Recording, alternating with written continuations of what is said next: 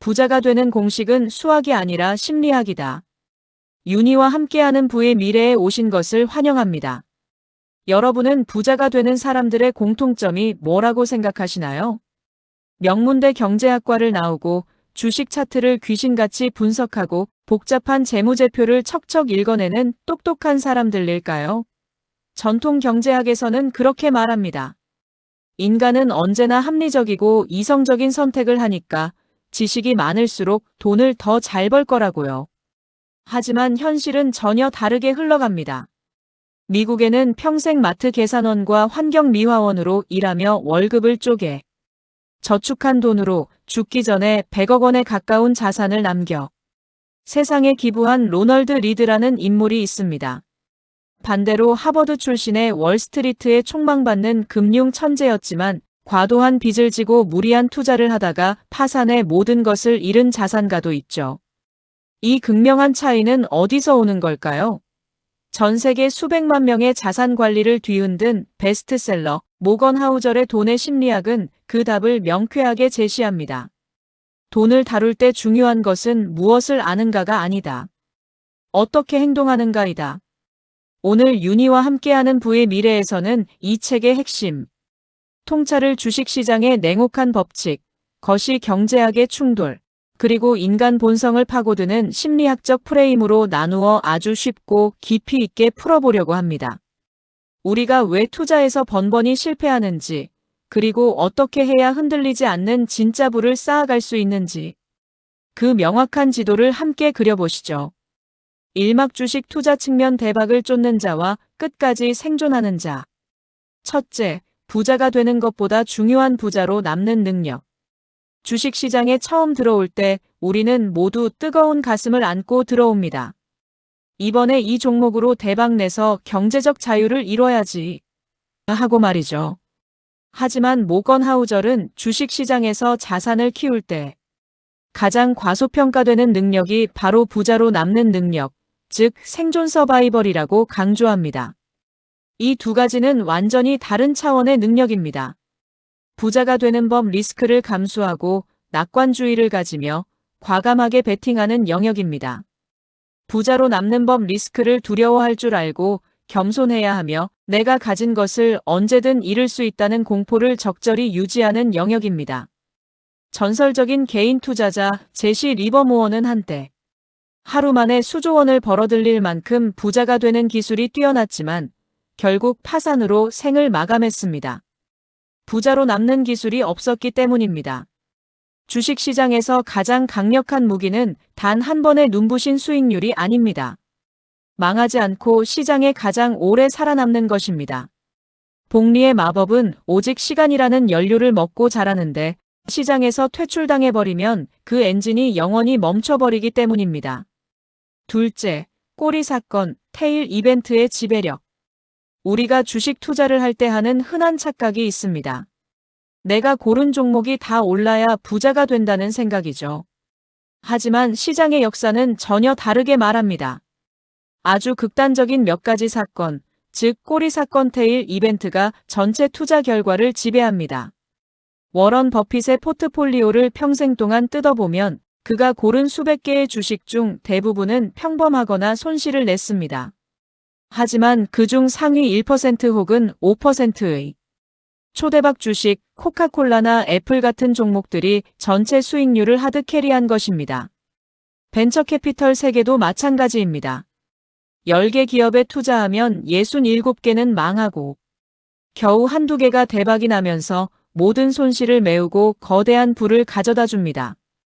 당신이 내린 선택의 절반이 틀리더라도 최종적으로 엄청난 부를 쌓을 수 있다. 중요한 것은 당신이 맞았을 때 얼마나 크게 이겼는가이다. 그러니 내가 고른 종목 중 몇 개가 마이너스라고 해서 너무 좌절할 필요가 없습니다. 투자의 본질은 완벽한 승률이 아니라 대다수의 실패 속에서도 끝까지 살아남아 내 포트폴리오를 견인할 몇 개의 거대한 꼬리 사건을 붙잡는 힘에 있습니다. 셋째, 복리의 비밀. 워런 버핏의 진짜 무기는 수익률이 아니다. 우리는 워런 버핏의 천재적인 종목 선정 능력만 부러워합니다. 하지만 그의 자산 형성 과정을 숫자로 뜯어보면 진짜 비밀은 수익률이 아니라 시간에 숨어 있습니다. 버핏의 전체 자산 중 무려 90% 이상은 그가 60세가 넘은 이후에 형성되었습니다.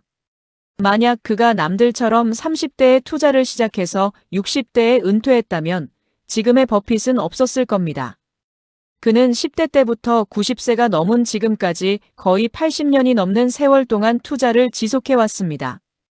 여기서 재밌는 퀴즈를 하나 내볼게요. 원금 1,000만 원을 가지고 투자를 시작한다고 가정해봅시다. 연 50%라는 경이적인 수익률을 단 5년간만 폭발적으로 유지하는 스타 투자자와 연 20%라는 수익률을 직장 생활과 은퇴 이후까지 30년간 꾸준히 유지하는 베테랑 투자자 중 최종적으로 누가 더 거대한 부자가 될까요?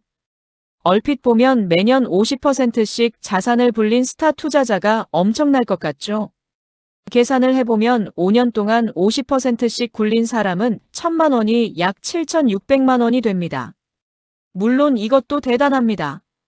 하지만 연 20%를 30년 동안 꾸준히 살아남아 굴린 사람의 결과는 어떨까요? 놀라지 마세요. 1,000만 원이 무려 23억 7천만 원으로 불어납니다. 주식시장에서 복리를 온전히 누리기 위해서는 당장 눈앞의 화려한 수익률보다 지치지 않고 오래 버티는 시간이 훨씬 더 강력한 무기입니다. 제2막 경제학적 측면 이론과 현실의 온도 차이. 첫째, 합리적인 것보다 중요한 인정할 만한 선택. 대학 강의실에서 배우는 전통 경제학은 인간을 차가운 계산기로 봅니다. 모든 정보를 취합해 수학적으로 가장 완벽한 이득을 계산하고 움직이는 존재로 보죠. 하지만 현실의 경제는 전혀 다르게 흘러갑니다. 모건 하우절은 차가운 수학적 합리성보다 인간적인, 인정할 만한 수준의 선택이 현실 세계에선 더 유용하다고 말합니다. 예를 들어볼까요? 대출 금리가 4%이고 주식시장의 평균 수익률이 8%라면 대출을 갚지 않고 그 돈으로 주식을 계속 채우는 게 경제학적으로는 합리적인 선택입니다. 하지만 현실을 살아가는 우리 인간은 대출이 주는 심리적 압박감을 견디기 힘들어합니다. 밤에 두 발 뻗고 편안하게 잠을 자는 대가로 대출을 먼저 상환하는 것. 이는 스프레드시트 위에서는 비합리적일지 몰라도 인간으로서는 지극히 인정할 만한 최고의 선택입니다. 돈을 관리하는 목적은 단순히 숫자를 높이는 게 아니라 내 삶을 평온하게 만드는 것이기 때문입니다. 둘째, 우리는 누구나 자신만의 경제적 경험에 갇혀 있다. 우리는 왜 서로 다른 경제적 선택을 할까요? 왜 누구는 공격적인 기술주나 코인에 올인하고 누구는 안전한 예적금과 채권만 고집할까요? 이게 단순히 머리가 좋고 나쁘고 지식이 많고 적고의 차이가 아닙니다. 현실에서는요, 그 사람이 청년 시절에 어떤 경제적 사건을 온몸으로 겪었는가가 평생의 경제관을 지배해버립니다. 예를 들어서 청년 시절에 극심한 인플레이션을 겪으며 자란 세대들이 있습니다. 내 월급만 빼고 모든 물가가 미친 듯이 치솟는 걸 본 사람들은 화폐 가치 자체를 불신하게 돼요. 그래서 나이가 들어서도 은행 예적금이나 채권 같은 건 거들떠보지도 않고 무조건 눈에 보이는 주식이나 부동산 같은 실물 자산에만 무섭게 집착하는 성향을 보입니다. 반대로 20대나 30대 때 금융위기나 주가 대폭락을 정면으로 맞은 세대들은 어떨까요? 이 사람들에게 주식시장은 꿈을 이루는 곳이 아니라 내 피 같은 돈을 앗아간 지옥이나 다름없습니다. 주식하면 패가 망신한다. 결국 사기판이다라는 인식이 뼈에 사무치게 박혀서 평생 동안 아주 극단적인 안전자산만 고집하게 되죠. 그리고 청년 시절의 닷컴 버블이나 코인, 열풍 같은 거대한 불장을 경험하며 자란 세대들은요, 높은 변동성을 너무나 당연하게 받아들입니다. 리스크가 크면 그만큼 수익도 크다는 걸 눈으로 봤기 때문에 남들이 보면 심장이 덜컥 내려앉을 고리스크, 고수익 투자에도 과감하게 뛰어드는 성향을 갖게 되는 거죠. 내가 아무리 똑똑한 경제 지식을 쌓아도 내 무의식은 내가 20대 때 경험한 시장의 기억에 갇히게 마련입니다. 따라서 타인의 이해할 수 없는 경제적 행동을 보고 비난할 필요가 전혀 없습니다. 그저 그들이 살아온 세상과 내가 살아온 세상의 온도가 다를 뿐입니다. 셋째, 미래를 예측하려는 경제학의 오만. 많은 경제 전문가들이 미래를 예측합니다. 올해 금리가 어떻게 될지, 환율이 어디로 튈지, 주가가 언제 반등할지 전망하죠. 그러나 역사를 뒤흔든 거대한 경제적 사건들은 단 한 번도 예측된 적이 없습니다. 2008년 금융위기도 2020년 코로나 팬데믹도 마찬가지였습니다. 모건 하우절은 경제학에서 가장 위험한 태도가 바로 과거의 데이터를 바탕으로 미래의 리스크를 완벽하게 통제할 수 있다고 믿는 오만이라고 경고합니다. 한 번도 일어난 적 없는 사건, 블랙스완은 데이터에 잡히지 않으니까요. 그렇다면 불확실한 거시 경제 속에서 우리가 취해야 할 진짜 태도는 무엇일까요? 예측을 잘하려고 애쓰는 게 아니라 내 예측이 완전히 틀렸을 때를 대비한 안전마진을 확보하는 것입니다.